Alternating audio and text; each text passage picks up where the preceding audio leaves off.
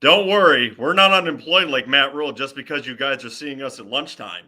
It's time for garbage time.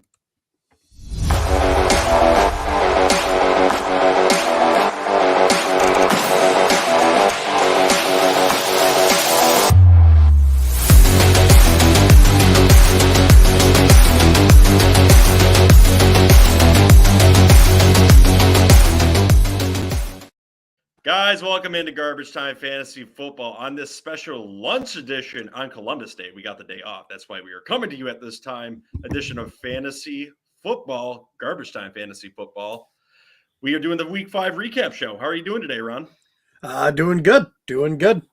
Yeah. It's nice to be doing this not at 9:30 at night. That's our favorite time to do it. Guys, if you like what you hear on Garbage Time Fantasy Football, make sure to like and subscribe to the show here on YouTube. You can also reach us in audio format at Apple, Spotify, Google, Pandora, Tunein, Iheartradio, and anywhere else you get podcasts. And now you can listen to us where, Ron? Actually, watch us. Oh, you watch us now on Twitch at YouTube, Garbage Time FF. And Twitter. If you'd like to reach us too, and you have any fantasy questions for your teams for the upcoming week, you can do that on Twitter at garbage_time_FF or on Instagram at Garbage Time Fantasy Football. Also, leave us voicemails at www.garbagetimeff.com. And guys, if you want to win a very, very nice autographed Gridiron King Miles Sanders card, just make sure to like and subscribe to the show here on YouTube. Leave us an Apple review and then subscribe. When subscribed to here on YouTube, please leave us a comment. I am the Heckling Fandom, letting us know that you have entered the contest, which will be given out at the end of the fantasy season to one of the lucky Heckling Fandom subscribers. That starting running back for the 5-0 Philadelphia Eagles from the NFC Beast division. Incredible. Yeah. I think it's a good prize for the Heckling Fandom. We just want to let you guys know that we appreciate you. So, Ron, you ready to get into some recap news about Week 5? Let's go.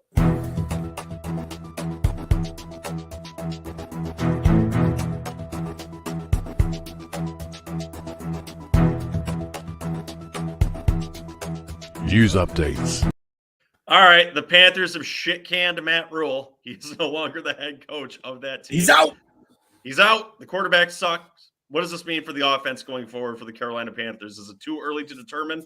Should we hold a memorial for Matt Rhule or just throw him right in the garbage?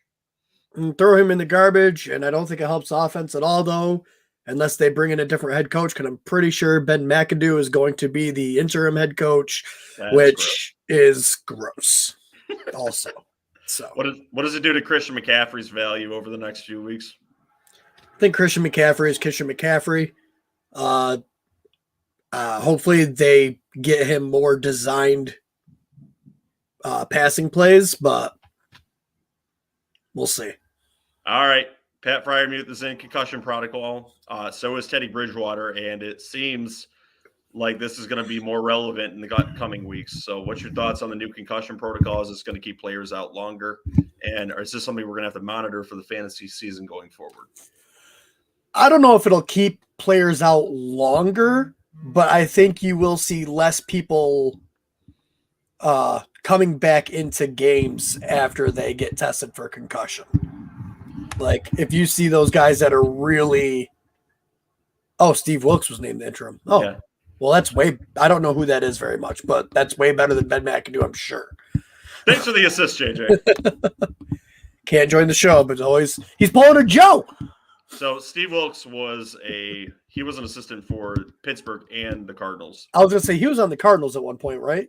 Yeah. So, I mean, Wilkes may have been a head coach, I believe, at one point too, if I'm not wrong, right? I'm thinking it sounds familiar enough to me to be possibly a head coach. Regardless, he has enough experience and has been in the league long enough to be a decent interim coach. So hopefully he can get some value out of the players on that offense, because we sure as hell know Matt Rhule wasn't doing it. So go ahead and continue your thoughts about concussion protocol, specifically for Freiermuth and Teddy Bridgewater going forward. Yeah, just like I said, I don't think it'll keep them out any more games. I think a lot of what they changed, obviously, I didn't read a lot into it because that sounds like a lot of legal, boring mumbo jumbo shit. But it sounds mostly it's going to be like when they initially get the concussion, if they shouldn't have been out there. I think you'll see them miss as many games as they normally would and have the same normal concussion protocol where some people come back faster than others and are fine. So are you alluding to the fact that you just think more people are going to be pulled from games as opposed to being come back in? Yeah, that's what I think. I think they'll end up being held out a lot more. All right, what's your thoughts on the Damien Harris hamstring injury that we saw this past weekend? Ramondre Stevenson played well. Is this going to allude to Ramondre Stevenson getting more carries over the upcoming weeks? Do we have to monitor Damien Harris? What's going on here? I mean, instant reaction is you think Ramondre Stevenson's going to get it all, but this is Bill Belichick. This offense, highly predicates itself on the run because Mac Jones is okay. Billy Zappi looked all right overall. I mean, his numbers weren't great, but overall he looked all right. But they want to run the ball and play defense. So they're going to bring in a second guy. Okay. This is a very unfortunate injury. And sorry, Christian, you hit the trade curse with me because this always tends to happen to the people that make trades with me. Rashad Penny suffered a fractured fibula, is going to need surgery.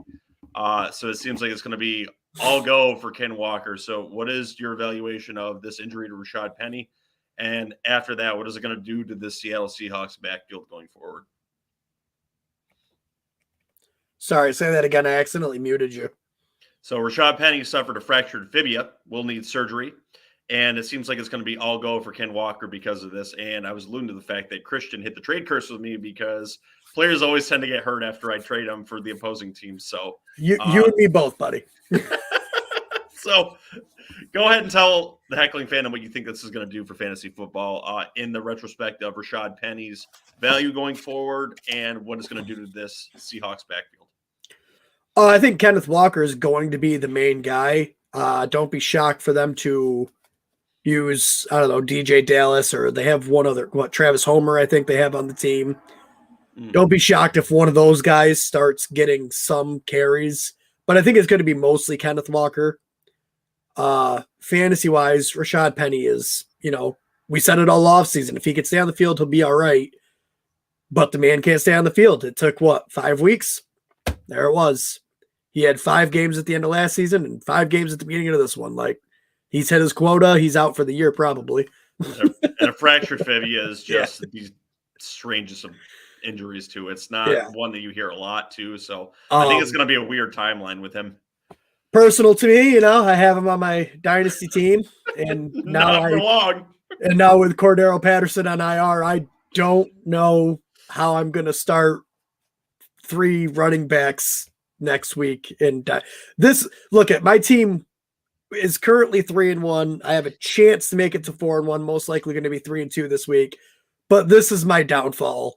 Bye weeks are going to start. I have no depth and no running backs. Ron, are you using an informative podcast to vent about your personal fantasy? Yes, I 100% am venting about my own fantasy team right now. Sometimes you just gotta let it out to people that you don't normally let it out to. I already feel a little bit better. Thank you for coming to my therapy session. Okay, Chris Olave also has a concussion. This Saints wide receiving core is all sorts of banged up. So give us a laydown of his injury and this wide receiving core going forward. So this one also very personal to my dynasty team. Man, you're just all sorts of tilted. My dynasty team's taking a hit. No, but if Michael Thomas comes back and Chris Olave misses games, Michael Thomas should be pretty decent going forward. Jarvis Landry's, I don't know, just a guy. Okay. Naheem Hines isn't on your team, right? Also, no. Concussion. Dodge that one. Okay. Maybe I'll go trade for him just to complete the trifecta.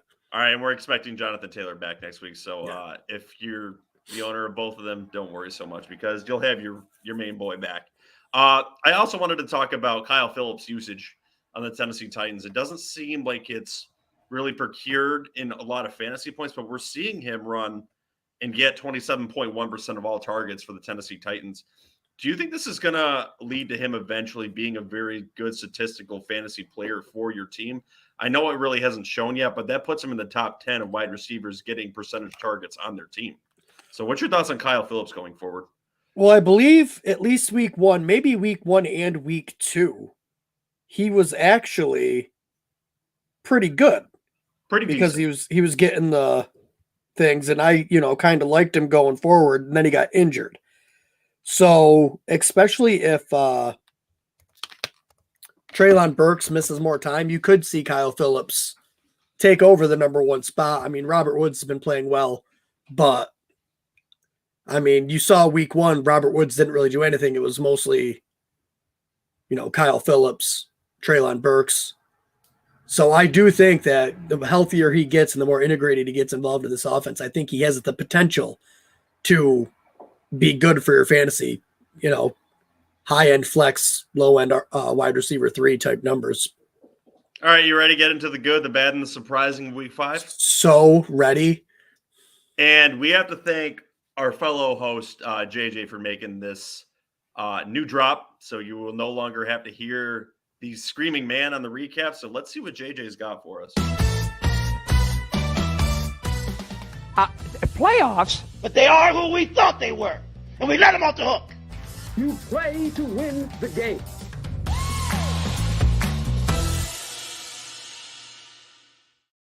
I felt like I was on a game show with that drop. That was great. It was nice. I like it. It's much better than the scream. I don't know who made that garbage. Yeah, I don't know about that. The scream was pretty awesome. I mean, a lot of the heckling fandom liked it too. But yes, it has been retired. Maybe it'll come back on like episode 500 or 1,000 or some shit. Anyway, Ron, which portion of week 5 would you like to get into first? The good, the bad, or the surprising? Let's go with the good. All right. So in the title of the episode, and my favorite part of that title, Breece Hall exploded for 100 yards rushing, 97, so it was close, and 100 yards receiving and 1 touchdown. Has the man arrived? Is he on pace to be a top 10 running back this year? I ask you this every week. Is it here? I mean, he's definitely doing good. What was Michael Carter's usage? I know he got the 2 goal line touches there, which really pissed some people off. It really wasn't a lot of usage. A lot of the work was going to Breece Hall, and what we saw was Breece come off of the 1-yard line, similar to what we saw with the Lions in week 1.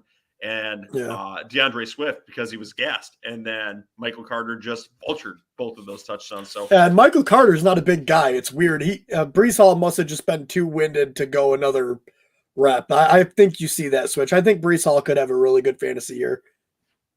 I'm glad that you agree with that finally. So you're thinking don't top get 10? me wrong. I don't think top 10. I still don't think top 10.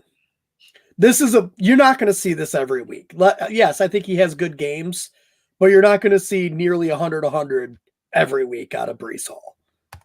JJ, host of Garbage Time Fantasy Football, says JJ's guarantees are never wrong. To be fair, he's made 1 so far. Like, yes, he's 1 for 1. It's, 100%. But, like, you've made 1 so far. It's not a shit take yet, and I agree with him. He is going to end up in the top 10. And, Ron, if we get 70% of what we saw to Breece Hall the rest of the season, he's going to be easily a top 10 running back. So I don't think you're going to see even 70%, though. Oh, calm your damn well, no, I'm not. Again, don't hear what I'm not saying and thinking that, like, I'm not saying he's not going to be good, but 100 is otherworldly. That's Austin Eckler, like. That's Austin Eckler on a great day, like. Mm-hmm. You're not going to get, you don't even get that from Austin Eckler every week. Could he do it one more time this year? Yes. But like most of the time, especially on the Jets offense that has looked better since Zach Wilson's come in, and I will give them all the credit. Mm-hmm. But I still don't predict them to be a top 10 offense in this league by the end of the year. So I don't think the touchdowns are always going to be there. You're definitely going to have weeks with him where he's got 80 yards rushing, 50 yards receiving, and no touchdown. Still very good fantasy week, but not going to be, probably the number 1. Yeah, he's what? The number 1 running back on the week this week, right? Yeah. Yeah. He's got that potential, but you're not going to see it every week. All right, let's talk about your boy then. It's Saquon. Decent week. offense 13 for 70 yards, 1 touchdown. But your team kind of showed that you can win in other ways. So is the days of giving every single carry to Saquon Barkley every week over? No. Why would it be? We're 4-1, surprisingly. And it's worked mostly off the back of our sneaky okay defense and Saquon Barkley. Though I got to give credit to the wide receivers that are there. They stepped up. They made the catches they needed to make. But this is the Saquon Barkley show. This is a running team trying to play decent defense that's totally destroying our ability to draft a really good quarterback next year. Congratulations. Josh Allen, 4 touchdowns again. Is he Superman? Maybe.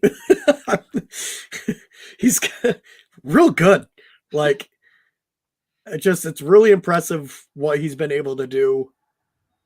And I mean, he's got a great core guys around him also. So he's going to continue. In standard formats next year, is he going to be a quarterback you can actually take in the first round? I mean, obviously you have to see what happens in the offseason. Pieces lost, pieces gained, stuff of that nature. But back of the first round, yeah. I mean, well, look at it. The way I'm looking at it right now is any running back taken in the first round right now has not really panned off that well for you. Derrick Henry's starting to pick it up. Austin Eckler's starting to pick it up. But each one of these guys has had at least 3 games where they weren't there. Mm-hmm.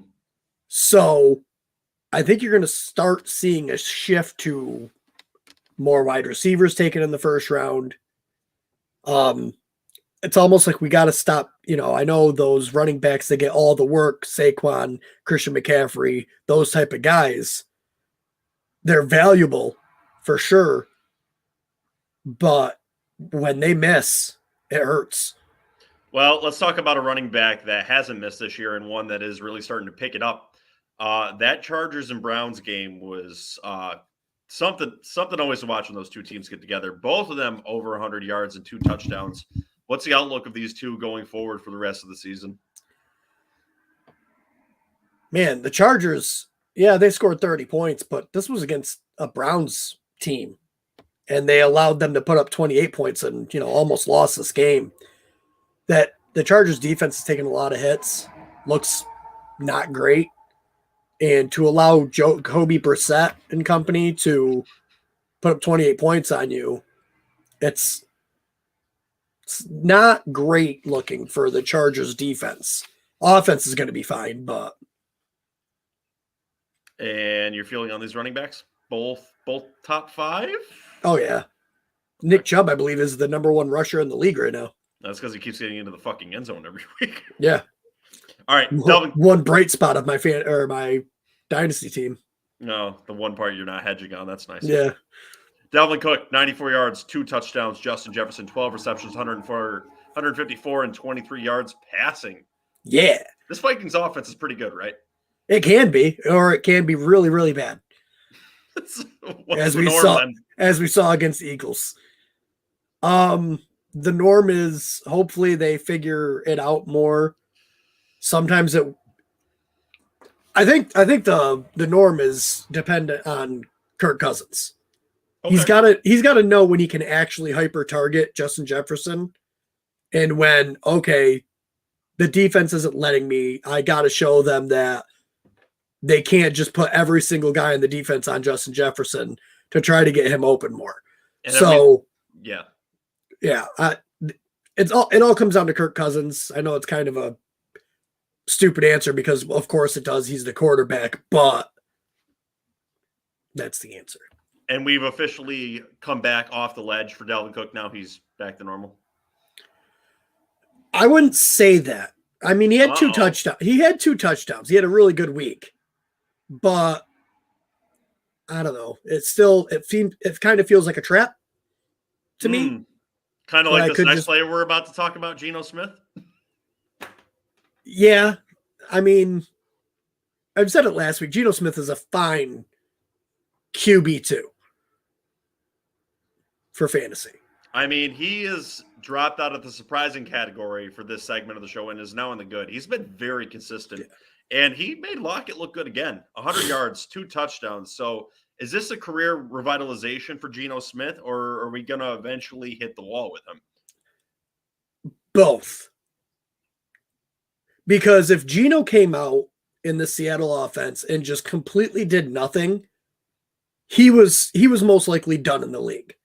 People weren't going to take a shot on him anymore. If he came out and looked like garbage, he was going to end up maybe being on a roster, but only on a team that like had a bad starter. And I don't think his career would have taken off. But now he's playing well, but I still think there will be a wall. I still think we see a stretch of like 3 or 4 games where Geno just looks awful. The Carson Wentz, Matt Ryan wall. Right. But, I mean, these have got to be the 2 best wide receivers he's ever played with. Like, he didn't have crap with the Jets, and I don't remember. He went to the Giants, too, I believe. Like, these have got to be the 2 best. And he missed, I wouldn't say he missed. DK Metcalf dropped another long touchdown in this one also. So, he's sneaky decent, sneaky good. All right.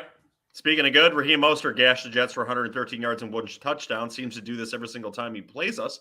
What are your thoughts on Raheem Mostert going forward? Is he a full-time starter now? Yes. Seems to be someone you can play every week. He's taken over that backfield. He's super fast, which is exactly what this offense wants. They just want all of the speed.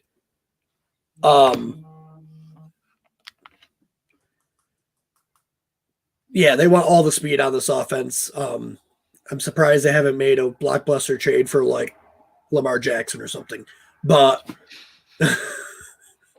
no, it won't. But they want all the speed. He's very clearly taken over that number 1 spot, and you got to pick him up. He's got to be on your team. All right. Also, Derrick Henry, I think right back to where he was. The snow must be falling somewhere in Canada or Vermont, right? Oh, yeah. Yep, snow fell in Vermont this weekend, so he played well. Jeff Wilson, 17 carries, 121 touchdown. Comfortably the number 1 running back and this year's darling in that backfield, correct? Is Elijah Mitchell out all year? He is out until at least week 8, I believe. Okay, yeah. He's definitely the darling until Elijah Mitchell comes back. Who's to say he even comes back completely healthy, though, too? This seems to be working for the 49ers, and they may not want to change up that backfield due to that.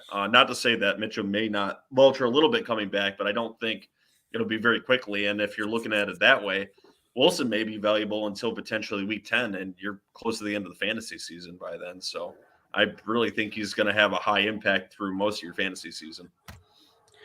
Yeah, definitely. But just, come playoff time, if Mitchell comes back, just keep an eye on those splits.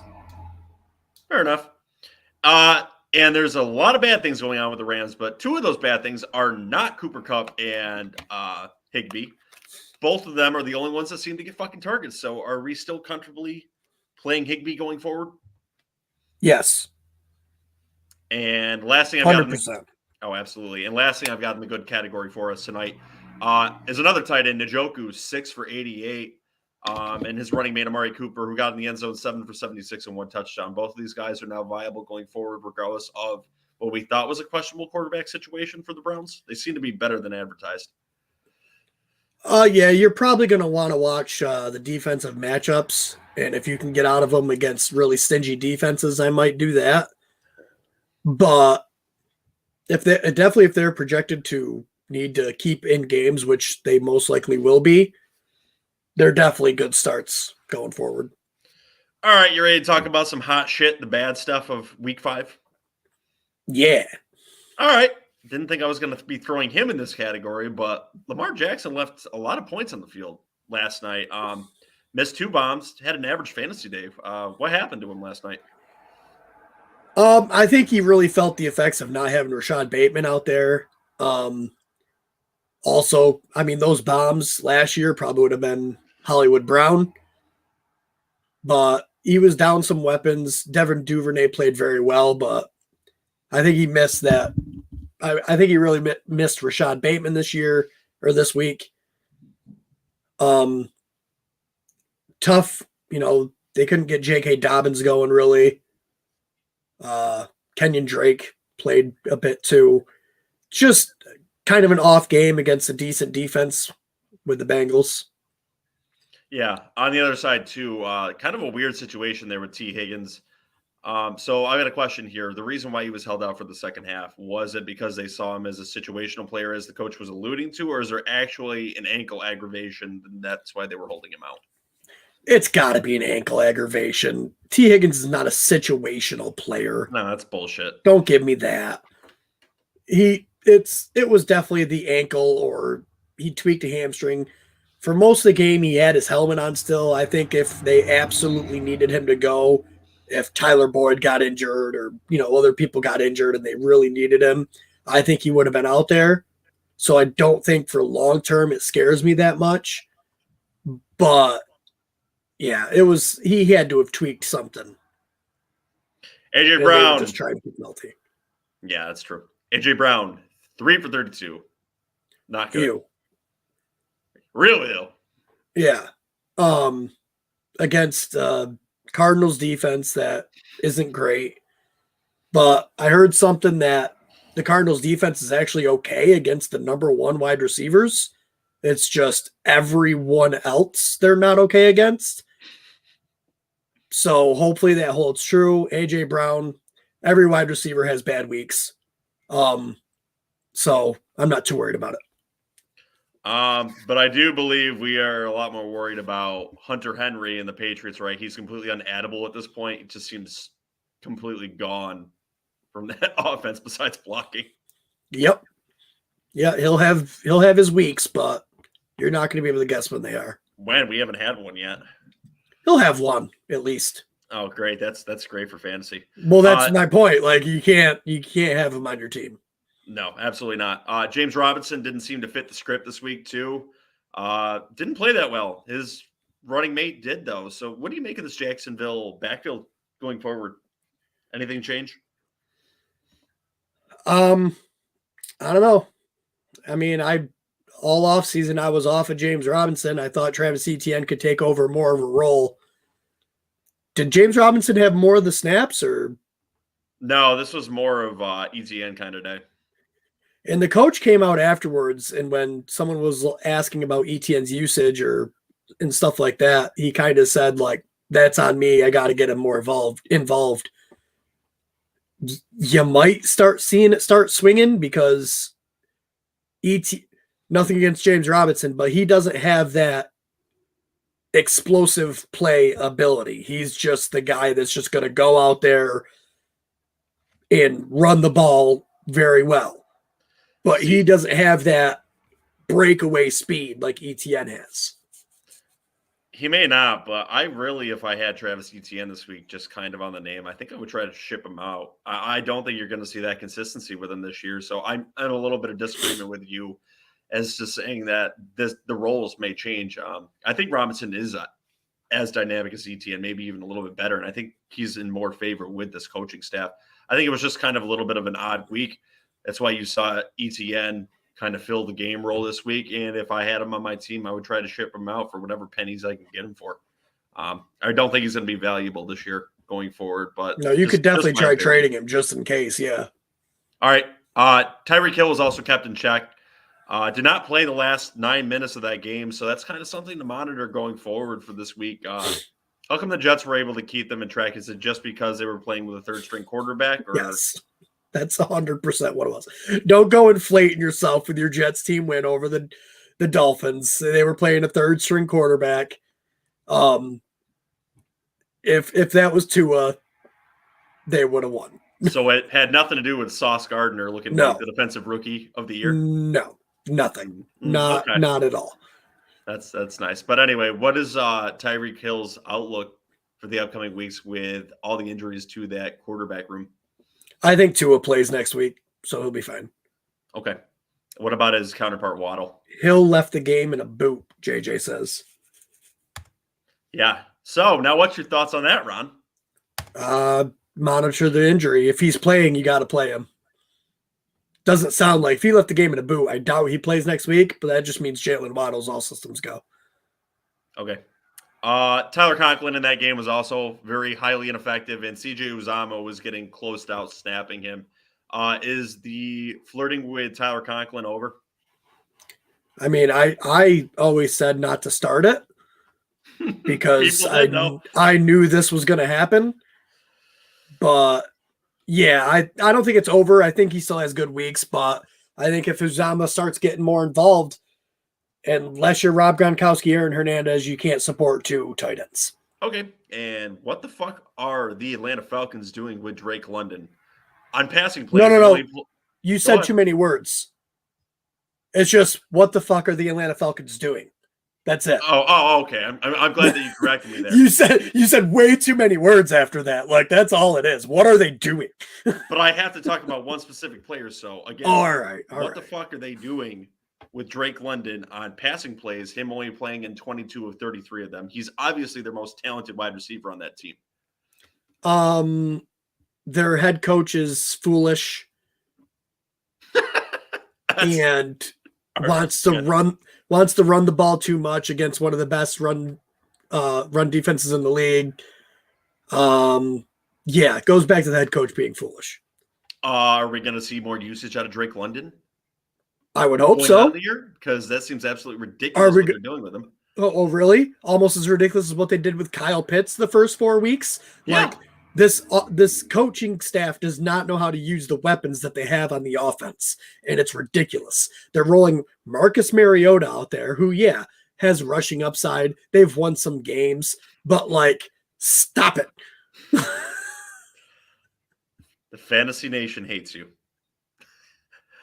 Oh, we have another comment here from the Heck League fandom, and it's JJ again. He says, Drake London also got hurt. Knee, probably where the snaps are going down.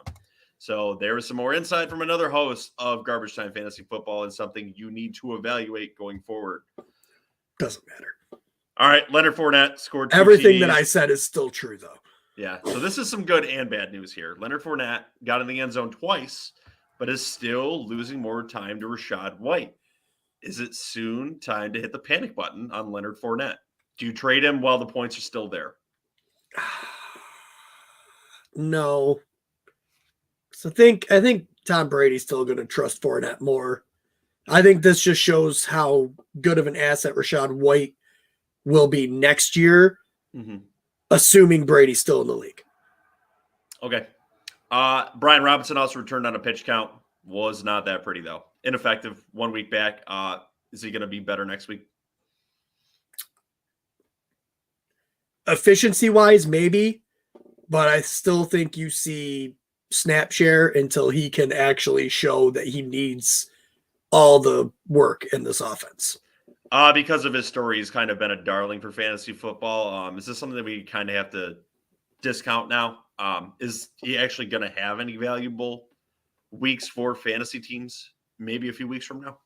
He could. Yeah, he could definitely. I'd be shocked if he ever gets into running back one territory. I think the only way we see that is if for some reason he gets 2 to 3 TDs in one game. And your stat line probably going to look something like 11 for 60 and 3 TDs, which is great for fantasy and would probably make him a RB1. But I don't know. I'm kind of getting lower and lower on Robinson. I want to see, until I see him getting almost all of the workload, not counting the passing work at least, then I'm not putting him in my lineup. You're giving him a pass for this week, though, and keeping him on the bench? Yeah, you want to keep him on your bench if you can, just to make sure and just keep monitoring. If it looks like these snaps are not changing at all, then you could probably just ship him off to someone else with higher hopes for him. All right, I want to know if this was game script or what the hell was going on with Cooper Rush to CeeDee Lamb. It just looked awful. So Lamb just 33 yards and Rush threw for over 100. fucking terrible. Tell me what happened with the passing game of the Cowboys. They didn't really need it. It's true. They didn't need it. I mean, very first play of the game was a defensive touchdown for the Cowboys. I'm pretty sure it was very first play. It was pretty early. And they just the defense just kind of took over this game. So kind of the same game script that was in the Jets game where the running backs took over this game and they didn't need any of the wide receivers because Davis, Wilson, and Moore also did nothing this week. Yeah, I just don't think it was needed. So okay, so you're not panicking on CeeDee Lamb going forward then? No, because Dak will potentially be back next week, and that'll help also. Not saying anything against Cooper Rush. He's played amazing football. I believe he's still currently undefeated as a starter. So 100% not worried about CD. Okay, again, all wide receivers have down weeks. All right, and we talked about this a little bit earlier. The little piece getting added to it was Matt Rhule getting fired, but this whole Panthers offense sucks. What is the fantasy relevant aspects of it going forward? Well, especially with Rhule getting fired, you really don't know. Right now, I'm full on just Christian McCaffrey, and that's it. DJ Moore to the bench? Yep. And until we see what this offense is going to look like under the new interim head coach. But right now, nothing else, just CD or CMC. All right, you ready to get to the surprising points of week 5? Yep. Well, there was a lot of people talking about needing to bench Josh Reynolds because Amon-Ra St. Brown was back this week, but he had a nice week, 6 for 92 in that Lions offense in a game where the Lions didn't score. So what's Josh Reynolds' usage going to look like going forward? I know they got a bye coming up here pretty soon. I don't know. Was DJ Chark playing in this game? I don't believe he was. Yeah, I think if DJ Chark comes back, that's when you'll see Josh Reynolds start to lower it. Not to mention DeAndre Swift has still got to come back. If they're missing players, though, Josh Reynolds is a fine start. Think Josh Palmer for the Chargers. Okay. Right. Been an okay start these past couple weeks just because Keenan Allen's been out. As soon as Allen comes back, he'll probably be not startable. Okay, and in a garbage-ass game by the Pittsburgh Steelers against the Bills, as mostly everyone expected, Josh Pickens still had a pretty decent game, 6 for 83. George Pickens. Sorry, I was on Josh Reynolds still. Yeah, I know. George Pickens had a pretty decent game, 6 for 83. Is he the real deal? Yeah, I think so.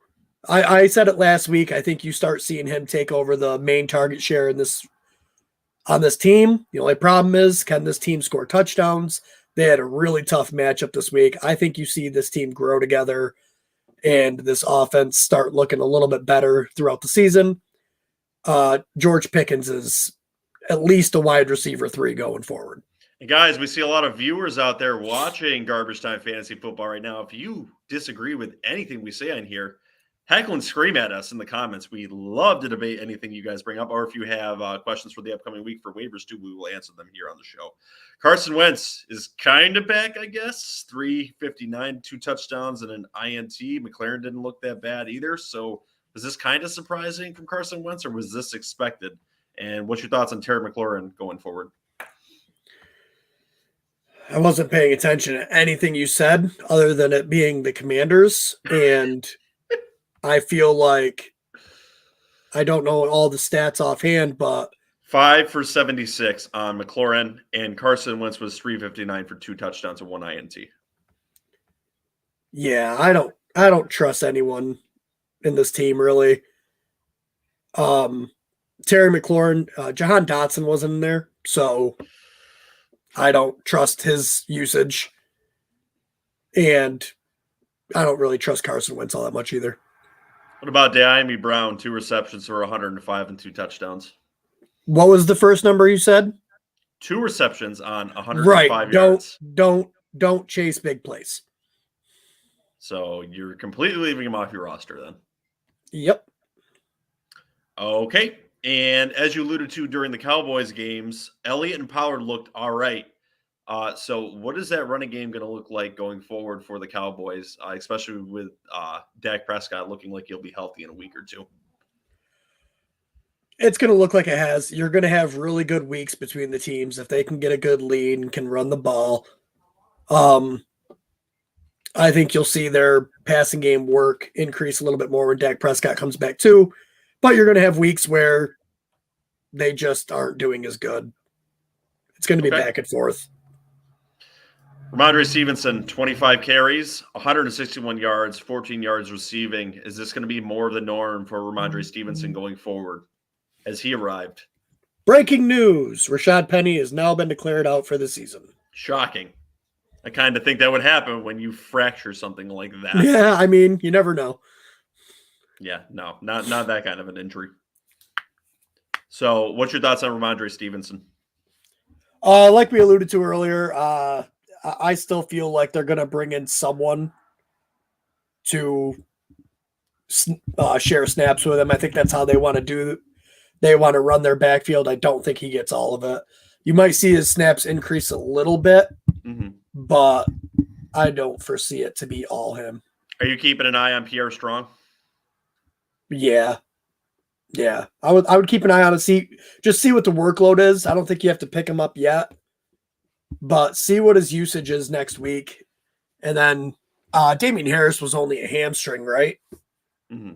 Yeah, so he'll probably only miss a game, maybe two. Ramondre Stevenson might have a couple good weeks, and then I think you might see it go back to what it normally was. All right, now this was very surprising considering he felt like he disappeared coming off the injuries, but Gabe Davis is back. 2 long bomb touchdowns. Is he about to be a fantasy monster the rest of the season? He's definitely going to have big boom games like this. Obviously, you're not going to get 170 something and 2 TDs. You're not going to get a 98-yard bomb right in the beginning of the game.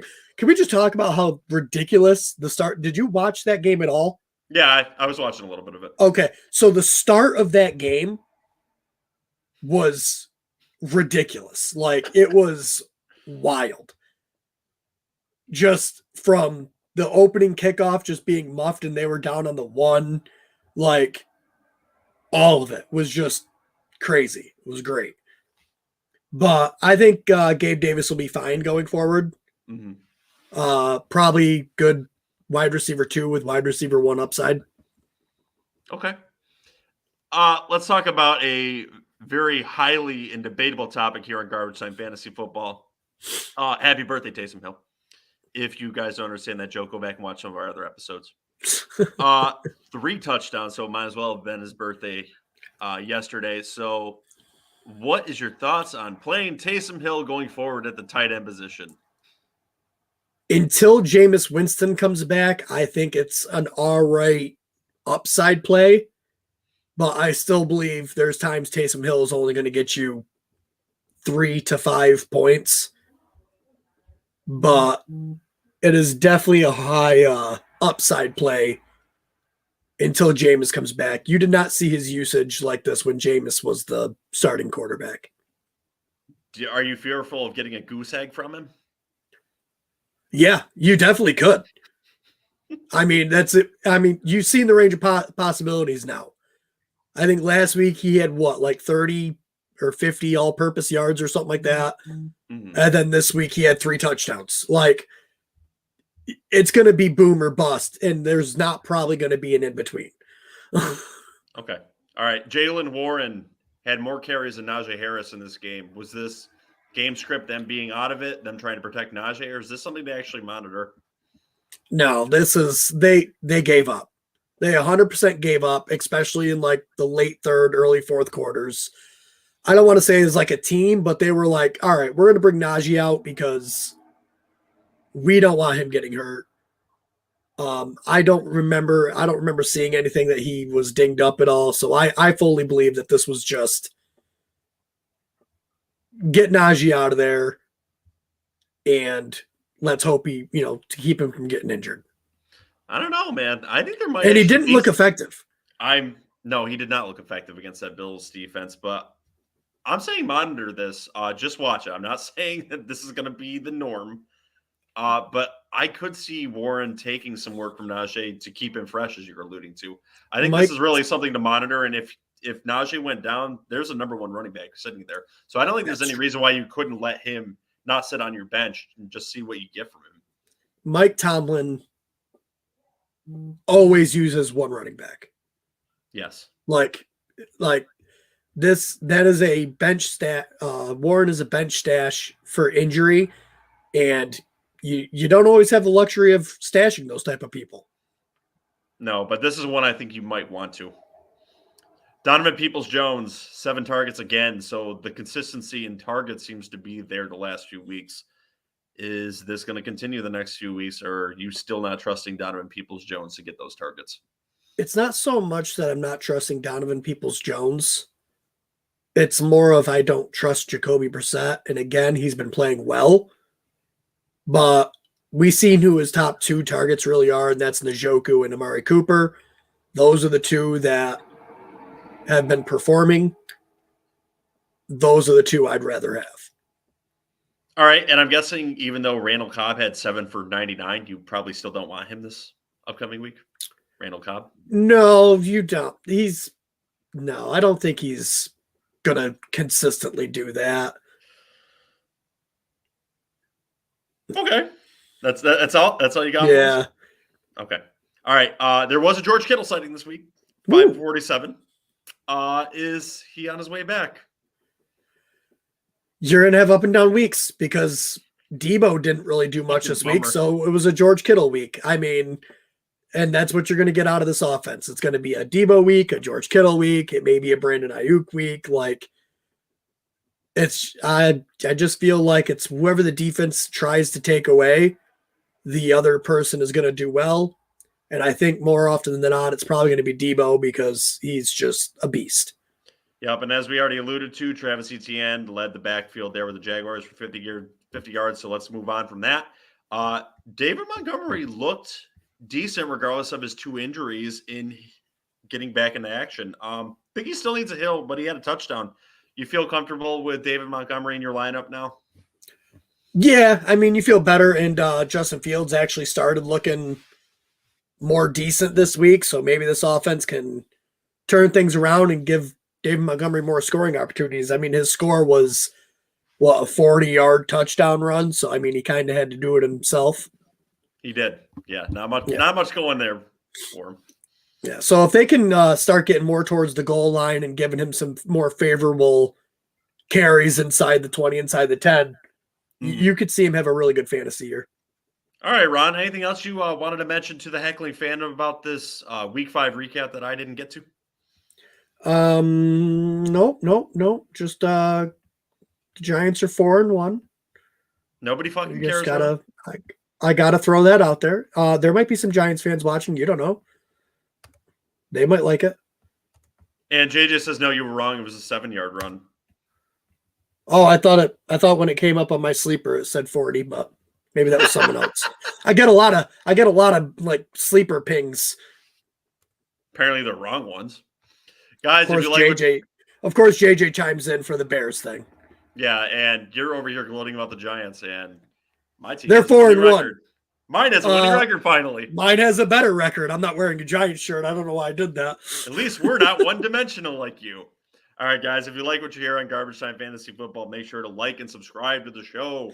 We love hearing from you guys, so make sure to scream at us in the comments with your thoughts on our thoughts, or if you have questions about your lineups or trades or waivers, anything you got for us, too. Make sure if you want to listen to us in audio format instead, too, you can do that everywhere. Apple, Spotify, Google, Pandora, Amazon, Iheartradio, TuneIn. You can also watch us live on Twitch and Twitter. You can reach us at Garbage Time Fantasy Football on Instagram at garbage_time FF. Ron, I believe you also have a Twitter, too, correct? I do. It's at HSSI Fantasy. And you can reach out to me, ask me questions. I'll answer them. If I don't, respond on the Twitter, I'll do it on here on the show. And guys, for appreciation for the heckling fandom too, if you'd like to win this signed Miles Sanders Gridiron card at the end of the fantasy season, 4 things you need to do. Like and subscribe to Garbage Time Fantasy Football. You can do that in any of our videos and just subscribe to our channel. leave us an Apple Podcast review about what you think about the show, and then comment on one of our shows here on YouTube. I am the Heckling Fandom, and we will know to enter you into the contest, and we will enter you into the drawing to win that Miles Sanders Gridiron King autographed card. And he's been doing pretty damn good the last few weeks, correct, Ron? Yeah, getting the bulk of the carries for the team. I mean, when a team is offensively as powered as the Eagles, the running backs have a better chance of getting touchdowns and doing good. Absolutely. And guys, make sure to join us tomorrow for our live waiver show, where you can ask your questions and your opinions on some kind of players, and we'll give you ones that maybe you're not thinking about. You can also leave us voicemails at www.garbagetimeff.com. We'd like to get some of those for the waiver show too, so feel free to scream at us in that direction too. What time we doing the waiver show tomorrow? Noon again? Yeah, sounds good. All right. Perfect. So JJ can't come in and right. Yeah, we don't want JJ here anyways. No, absolutely. And Ryan goes anyway, so we're not Ryan wouldn't go even if we did it at the perfect time for him. Oh, absolutely. So tomorrow's gonna be another lunchtime waiver show. So you guys get to listen to waivers even earlier. So maybe you can get them in, before midnight on Tuesday night. All right, guys. Have a great night. Join the Heckling Fandom. Love you guys.